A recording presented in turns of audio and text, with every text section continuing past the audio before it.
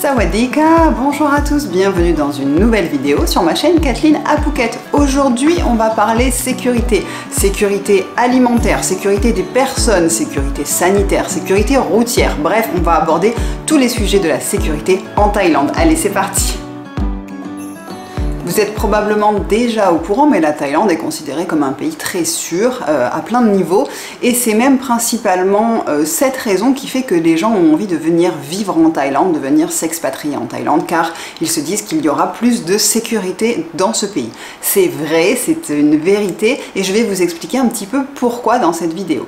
Pour information, nous sommes en train d'écrire un livre, Serge et moi, sur l'expatriation en Thaïlande, la Bible de l'expatriation en Thaïlande, qui sortira très bientôt, on l'espère, mais au fait, tout ça, ce sont des informations que vous retrouverez dans ce livre quand il sera sorti et je vous en informerai, n'ayez pas peur. On va parler en premier lieu de la sécurité des personnes et des biens, donc votre sécurité et la sécurité de votre scooter, de votre voiture, de votre maison. Il y a bien évidemment de la criminalité en Thaïlande, nous ne vivons pas au pays des bisounours, mais cela reste quand même des faits assez rares et on va dire surtout que ça n'inclut pas d'agression gratuite, c'est-à-dire parce que quelqu'un vous a regardé de travers, parce que quelqu'un vous a refusé quelque chose. Ce côté-là, en tout cas moi je n'ai jamais été confrontée à ce type d'agressivité entièrement gratuite pour le plaisir d'agresser quelqu'un, ici en Thaïlande, en tout cas de la part des Thaïlandais. Et le taux de criminalité en Thaïlande est vraiment assez faible. Il y a d'ailleurs un classement qui existe pour le taux de criminalité dans les pays, donc les pays les plus dangereux au monde. Pour information, le Venezuela est numéro 1, donc c'est le pays le plus dangereux au monde. Vous avez ensuite la France en numéro 41. Vous avez la Thaïlande qui est en 87e position. Et juste pour petite information, les États-Unis sont en numéro 56 et la Suisse en numéro 131. Voilà, donc c'est encore plus safe en Suisse qu'en Thaïlande. Mais en tout cas, le sentiment d'insécurité qu'on peut ressentir et que moi je ressens quand je rentre pour des vacances en France, ici, je peux vraiment dire qu'il est complètement inexistant. Depuis 10 ans qu'on habite ici, je ne me suis jamais sentie en insécurité comme on peut l'être ailleurs dans le monde. Et c'est vrai que je n'ai jamais fait attention à qui est derrière moi, à comment je suis habillée, à quelle heure il est, à quel endroit, par quel endroit je passe pour rentrer à la maison.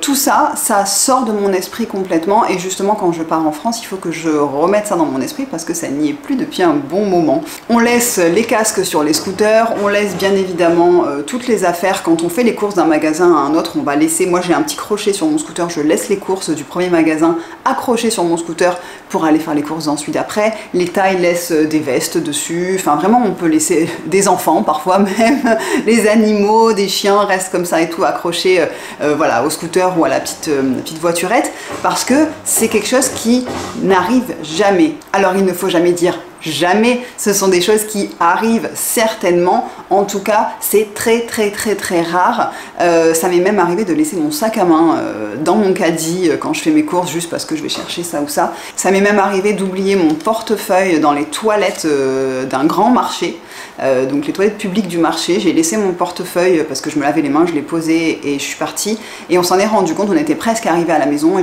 on est revenu, on a fait le chemin inverse et toutes les gens du marché étaient au courant qu'il y avait une farangue qui avait laissé son portefeuille et bien sûr il était gardé de côté, il ne manquait rien, pas un baht à l'intérieur. C'est quelque chose qui est très important pour les Thaïlandais, ils ne veulent surtout pas être considérés par les étrangers comme des voleurs. Donc pour eux, il y a quand même ce côté-là qui est l'image de la Thaïlande, l'image du peuple thaïlandais et pour eux, voilà, j'ai envie de dire, si jamais on vous vole quelque chose, ce sera principalement un étranger qui vous aura volé quelque chose et ce sera dans les lieux où il y a beaucoup d'étrangers, des lieux assez festifs comme par exemple Patong.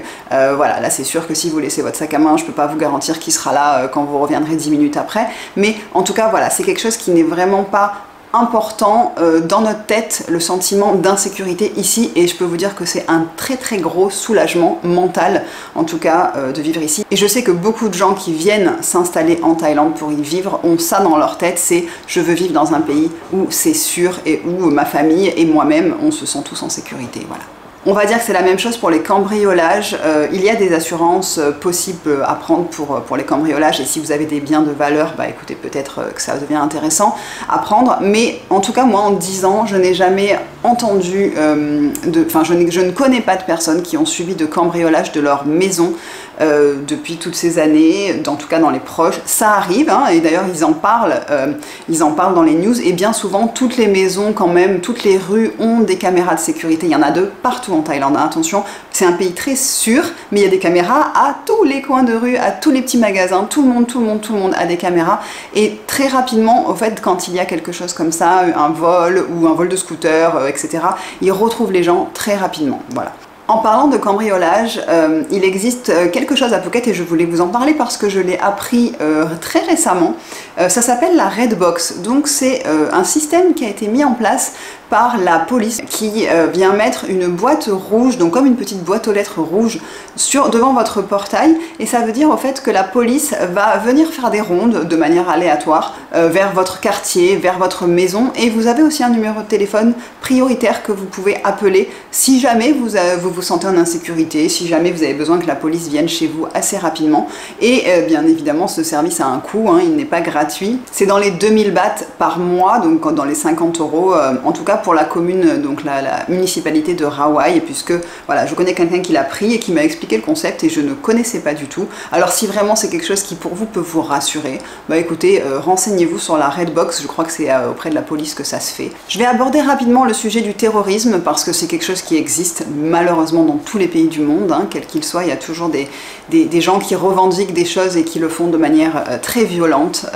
Et le terrorisme est quelque chose qui existe en Thaïlande, mais en tout cas qu'on ne vit pas et qu'on ne sent pas en tout cas au quotidien à Phuket. C'est principalement dans 3 provinces du sud de la Thaïlande qui sont avec la frontière avec la Malaisie. Ce sont les provinces, alors je les lis parce que je les connais pas, c'est Patani, Yala et Narathiwat.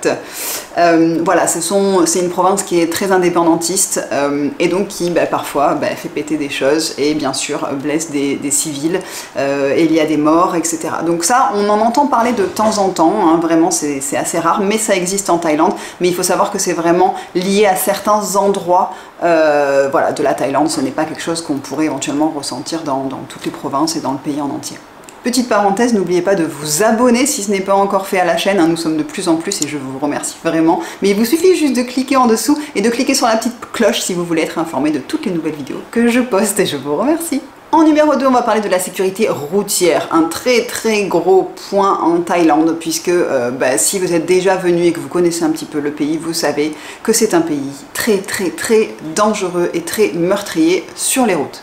L'OMS a fait un classement du nombre de morts sur les routes en 2016 et la Thaïlande est numéro 9 avec 32,7 morts pour 100 000 habitants, donc c'est énorme, elle est vraiment dans le haut du classement. Et la France est en bas du classement avec 5,5 morts pour 100 000 habitants. Donc vraiment on est à des années-lumière, hein, en Thaïlande, des mesures de sécurité qui sont prises par rapport à la France ou à l'Europe. C'est quelque chose qu'on ressent au quotidien, hein, malgré 10 ans de présence dans le pays. Je peux vous dire qu'à chaque fois que je prends mon scooter, à chaque fois que je prends ma voiture, on est focus à 100%. C'est pas quelque chose qu'on peut se permettre de faire, c'est de rêvasser, de penser à autre chose quand on conduit. Ça arrive de tous les côtés, ça arrive en sens inverse. Il y a des chiens qui traversent la route, des poules qui traversent la route. J'ai failli me faire un accident la dernière fois pour éviter une poule. Bon, j'aurais dû l'écraser, c'était pas très grave. Plutôt que de moi me planter. Donc je vous recommande vraiment de faire très attention sur les routes. Et pourquoi les Thaïlandais conduisent aussi mal? En fait tout simplement parce qu'il n'y a pas de cours de conduite.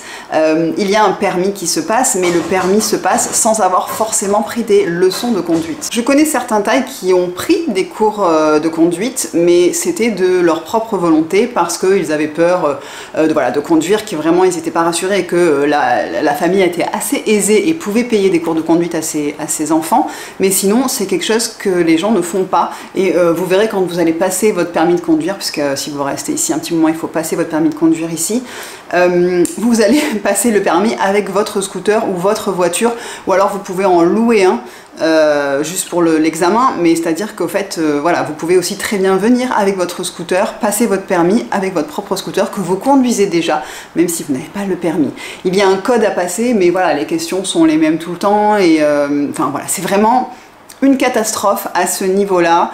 Le casque est devenu obligatoire, mais vous verrez très bien dans les vidéos que je fais qu'en fait je dirais qu'il y en a peut-être 30% qui portent le casque, hein, des Thaïlandais, ils se mettent à le porter souvent quand il y a eu un mort dans la famille, hein, et que là après ils réalisent que peut-être ça pourrait aider, et encore. Mais voilà, donc c'est pour vous dire que la sécurité routière, ça par contre c'est quelque chose qu'il faut, voilà, qu'il faut prendre en compte, et qui là par contre est beaucoup moins bien organisé, beaucoup moins préventif et mis en place qu'en France ou qu'en Europe, ça c'est certain à 2000%.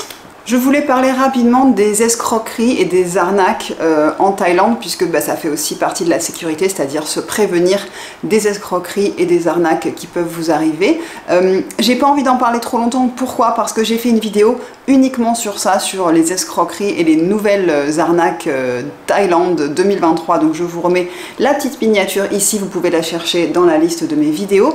Et aussi pourquoi? Parce que j'ai, pour ceux qui ne le savent pas encore, j'ai un e-book qui est en vente sur mon site qui s'appelle Tout savoir avant de partir à Phuket, et où là vraiment je détaille toutes les escroqueries voilà, qui peuvent arriver malheureusement aussi si on vient en Thaïlande, que ce soit bah, pour des vacances ou pour venir y vivre.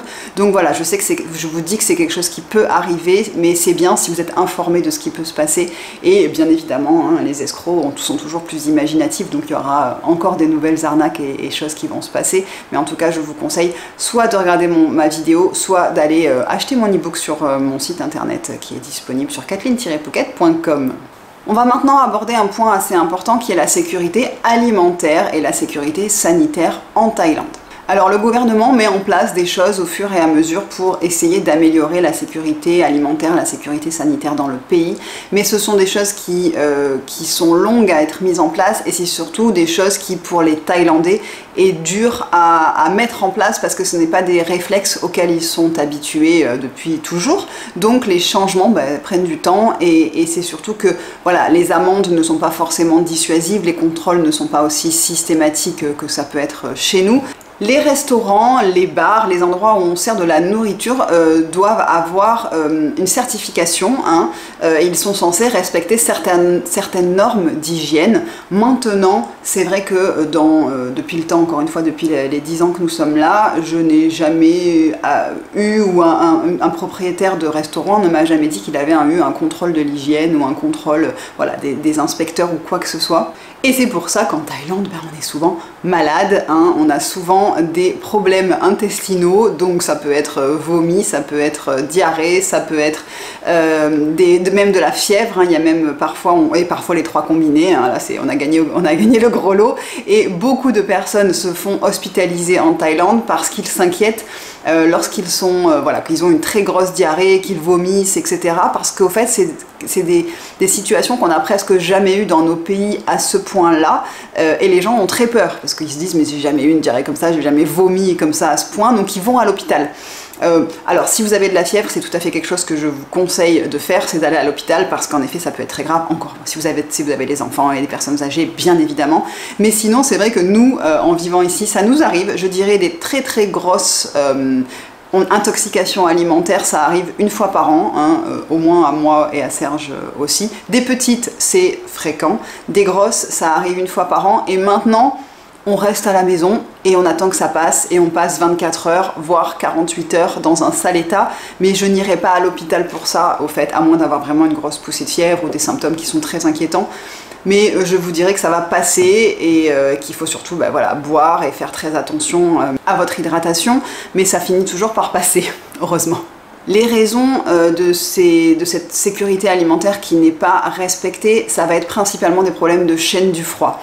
Je vois quand j'en parle aux Thaïlandais que pour eux, le fait de congeler, décongeler, congeler, décongeler, congeler, décongeler quelque chose, un produit, même de la viande, ils ne comprennent pas où est le problème.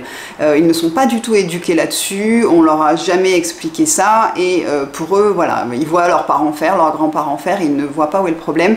Même quand les choses sont livrées, elles sont parfois décongelées entre-temps, sur les parkings, parce que ça reste en plein soleil, les camions de livraison restent en plein soleil, et le magasin va les recongeler, puis vous allez l'acheter en pensant que c'est arrivé congelé, puis vous allez les décongeler puis recongeler derrière. Enfin voilà, c'est la catastrophe au niveau de la chaîne du froid, donc ça c'est une des choses principales.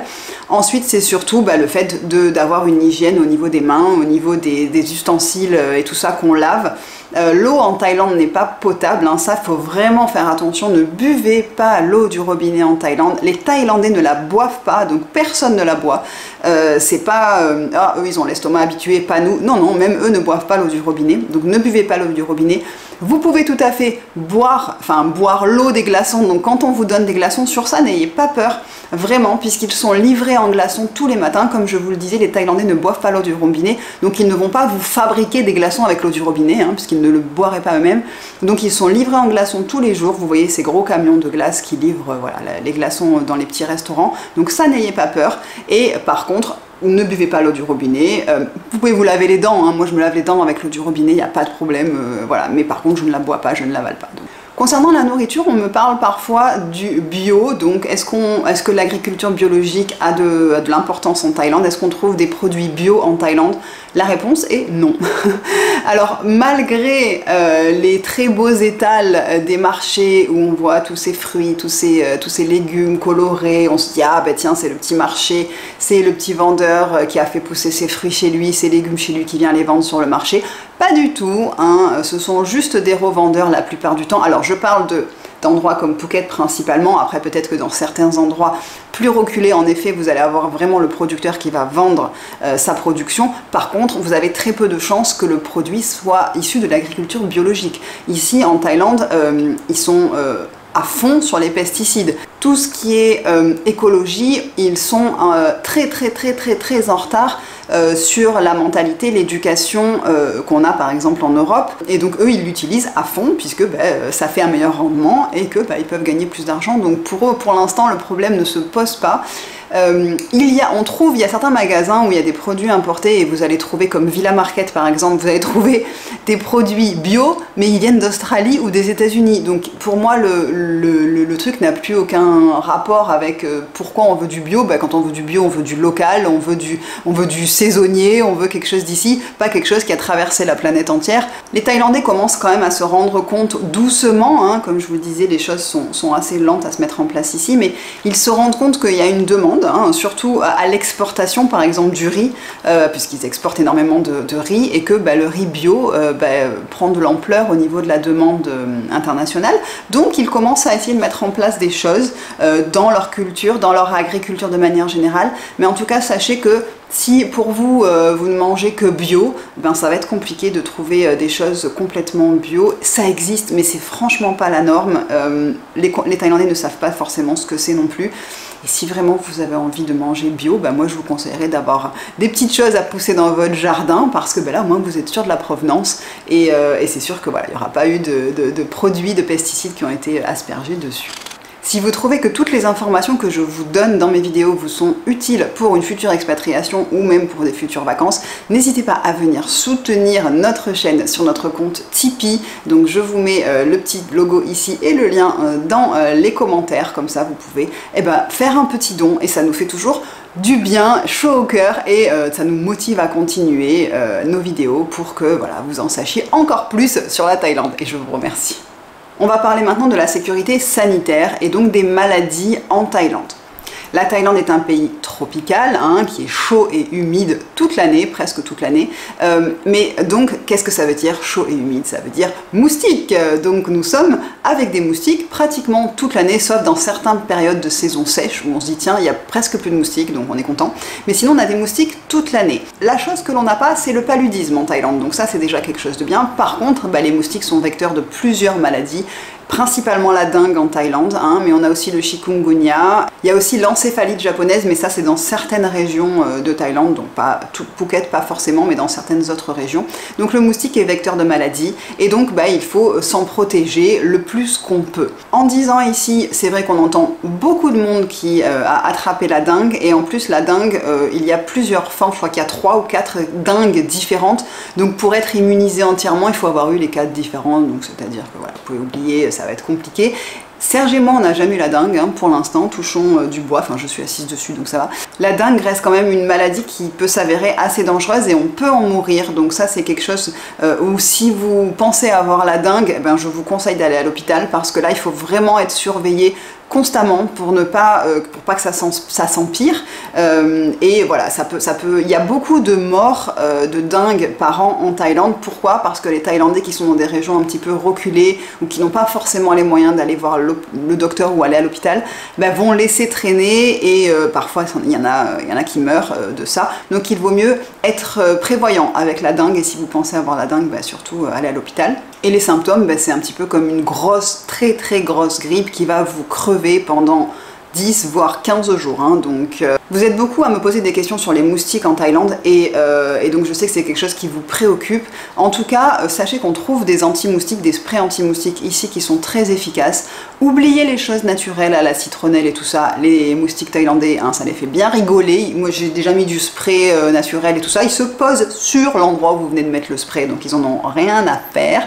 Donc il faut des produits qui ont les DEET, donc hein, ce produit qui est vraiment prouvé pour repousser les moustiques.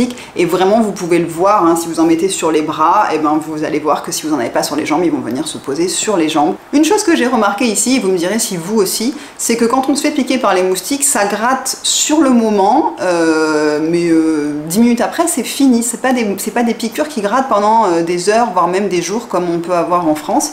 Donc, et même pour vous dire, moi je ne les sens pas, moi ça ne me fait aucun effet, et il y a pas mal de gens aussi qui ne sont pas réactifs aux moustiques thaï. Alors c'est à dire que moi je ne sens, des fois je regarde ma jambe, j'en ai 4 posées sur le mollet et je ne les sens pas du tout. Et il y a d'autres personnes qui sont comme moi, donc par contre en France quand je me fais piquer je les sens, ça me gratte et tout ça, donc voilà, ça ne doit pas être les mêmes moustiques, et voilà, mais en tout cas ils transmettent toujours des maladies, donc ça il faut essayer de s'en prévenir aussi quoi qu'il arrive. Certaines personnes me demandent aussi s'il y a des vaccins obligatoires pour la Thaïlande. Officiellement, non, aucun vaccin n'est obligatoire pour venir en Thaïlande, que ce soit pour des vacances ou pour venir y vivre. Bien évidemment, si vous avez des enfants, il est toujours recommandé d'avoir les vaccins à jour pour les enfants. Par contre, non, il n'y a rien à faire, même le vaccin du Covid n'est plus obligatoire, donc sur ça ne vous inquiétez pas. Et voilà, moi c'est pas quelque chose que je vous recommanderais de faire des vaccins. Certaines personnes me demandent et les médecins recommandent des choses, mais moi je vous recommanderais pas de vous faire vacciner pour quoi que ce soit, en tout cas en Thaïlande, puisque ce n'est pas obligatoire et il n'y a pas de maladie spécifique, à part si vous partez vraiment faire un trek au milieu de la jungle, et là il y a certaines, voilà, je sais que là ils recommandent peut-être l'encéphalite japonaise justement qui est transmise par les moustiques, il y a l'hépatite A et B, des choses comme ça, donc à être à jour dans ça. Sinon non, ne vous embêtez pas à vous faire vacciner pour des vacances en Thaïlande. Il y a juste une chose auquel il faut faire attention, et ça c'est quelque chose qui existe encore en Thaïlande, c'est la rage. Donc ça c'est les animaux, hein, les animaux errants, et il y a beaucoup d'animaux errants en Thaïlande, hein, des chats et des chiens, vous serez assez surpris. Certains peuvent être agressifs, n'oubliez pas que ce sont des animaux qui vivent dans la rue, qui n'ont pas forcément à manger à leur faim, et donc ce que je vous recommanderais c'est de ne pas toucher forcément des chats ou des chiens qui sont dehors, si vous sentez qu'ils sont un peu craintifs, si vous ne les connaissez pas, il vaut mieux être préventif, parce que, alors moi ça m'est arrivé, je vous raconte quelque chose, ça m'est arrivé, je me suis fait attaquer au visage par un chat qui m'a mordu assez violemment et griffé le visage et le nez, et donc je suis allée à l'hôpital parce qu'il fallait que je me fasse recoudre, hein, tellement c'était assez important, et à l'hôpital au fait ils m'ont injecté, ils m'ont fait des vaccins antirabiques, hein. Dès que vous vous faites attaquer par un animal, il y a les singes aussi qui peuvent attaquer. Le vaccin contre la rage est un vaccin qui est très efficace, hein, il est connu depuis très longtemps, et donc si vous avez une morsure d'animal, que vous allez tout de suite à l'hôpital, ils vont vous injecter un sérum antirabique dans les morsures. Moi ils m'ont injecté ça, alors ça fait une douleur horrible, hein, j'ai jamais eu aussi mal de ma vie. Ils vous injectent ça dans les morsures et les griffures de l'animal, plus vous êtes parti pour 5 vaccins contre antirabiques, voilà. Mais en tout cas si vous faites ça tout de suite, ça ira, donc ce n'est pas forcément besoin de le faire en prévention de venir, mais sachez que la Thaïlande est un pays où la rage existe toujours, hein, donc il faut aussi faire attention aux animaux errants. On va terminer cette partie de la sécurité sanitaire sur les maladies sexuellement transmissibles, donc tout ce qui est MST, puisque la Thaïlande est un pays qui est mondialement connu pour le tourisme sexuel. En effet, qui dit tourisme sexuel dit propagation des MST, dit rapports sexuels non protégés, voilà, dit tout ce qui est, voilà, tout ce qui s'ensuit, et les Thaïlandais ne sont pas du tout éduqués sur la sexualité, que ce soit à l'école ou que ce soit par leurs leurs parents. C'est quelque chose de très tabou ici. Donc les filles qui se prostituent ne sont pas forcément au courant de quoi faire pour éviter voilà, de propager certaines MST. Donc s'il y a quelque chose que je vous recommande, c'est si vous venez ici, et c'est de vous protéger. Je sais que la prostitution, il faut le savoir, est quand même quelque chose d'illégal, hein, officiellement en Thaïlande. Et surtout, un chiffre important à savoir, c'est qu'en 2020, il est estimé qu'environ 500 000 personnes vivraient en Thaïlande avec le VIH. C'est un chiffre énorme en sachant qu'il y a 71 millions d'habitants en Thaïlande. Hommes et femmes sont à parts égales. Il y a certaines provinces qui sont bien évidemment plus touchées que d'autres. Et en ce qui concerne les MST, il y a également une recrudescence de la chlamydia, de la gonorrhée et de la syphilis. Donc pour vous dire, voilà, les MST sympathiques qu'on peut trouver en Thaïlande et qui sont présentes de manière assez importante, surtout chez les travailleuses du sexe. Et je ne parle pas des personnes qui ne se font pas dépister hein, pour tout ce qui est MST. Vous êtes 80% d'hommes à regarder mes vidéos, donc c'est pour ça que je m'adresse à vous. Si j'ai un conseil à vous donner, quoi que vous fassiez en Thaïlande, protégez-vous, protégez-vous, protégez-vous. Je pense que vous l'avez dit à vos fils quand ils étaient plus jeunes. Ben là, je vous le dis aussi à vous parce que voilà, les MST est quelque chose de très présent en Thaïlande et il faut y faire très attention. Je pense avoir couvert dans cette vidéo tous les aspects sécurité de la Thaïlande, donc je pense que c'est quelque chose d'important. Si j'en ai oublié ou s'il y a des choses qui méritent un petit peu plus voilà, de détails, n'hésitez pas à venir me le dire dans les commentaires. J'espère que cette vidéo vous aura plu, qu'elle vous sera utile. N'hésitez pas à la partager. Merci d'être de plus en plus nombreux à me suivre toutes les semaines. Je vous retrouve la semaine prochaine, samedi à 11 h pour une prochaine vidéo. Et en attendant, portez-vous bien. Bonne journée à tous. Bye bye.